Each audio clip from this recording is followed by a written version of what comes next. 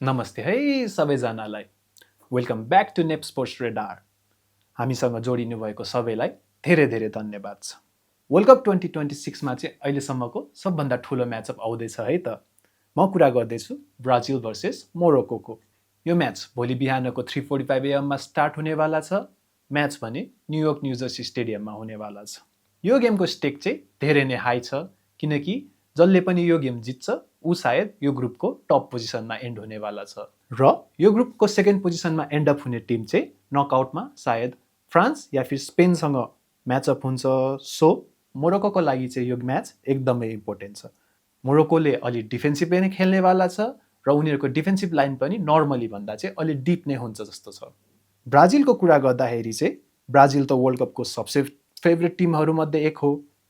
Coach Carlo एन्सेलोटीले टिमलाई धेरै राम्रो प्रिपेयर गरेका छन्। उनीहरू बल पोजिसनमा स्ट्रङ छन्, फास्ट एट्याक गर्छन् र मिडफिल्डमा नि टाइट कन्ट्रोल राख्छन्। भिनी जुनियर र राफिनाले विङबाट धेरै डेन्जरस एट्याक्सहरू गरिरहेका हुन्छन् र एन्ड्रिक र म्याथियस कुना फरवर्डमा नयाँ फेस बनेर आएका छन्।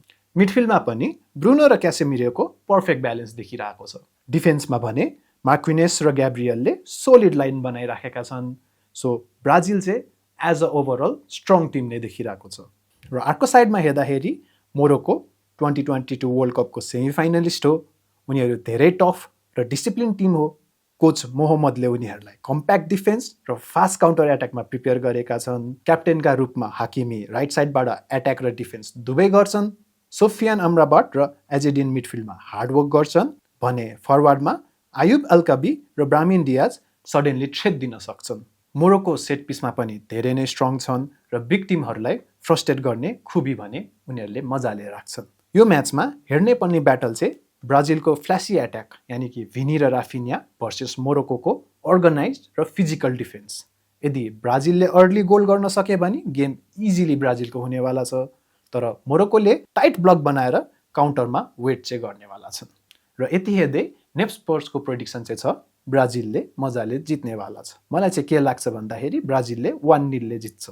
ब्राजिलको इन्डिभिजुअल क्वालिटी, एट्याकिङ डेप्थले चाहिँ उनीहरूलाई एज दिनेवाला छ यो गेममा। तर यदि मोरोक्कोले राम्रो डिफेन्स र काउन्टरबाट एक गोल गरे भने चाहिँ म्याचलाई धेरै टाइट र इन्ट्रेस्टिङ बनाउन चाहिँ सक्छन् है। सो मेबी स्कोर लाइन चाहिँ 2-1 पनि हुनसक्छ, तर विन चाहिँ ब्राजिलकै हुन्छ। हजुरहरूलाई चाहिँ के लाग्छ, ब्राजिलले इजिली जित्ला कि मोरोक्कोले 2022 जस्तै सरप्राइज देला? कमेन्ट गरी भन्नुहोला।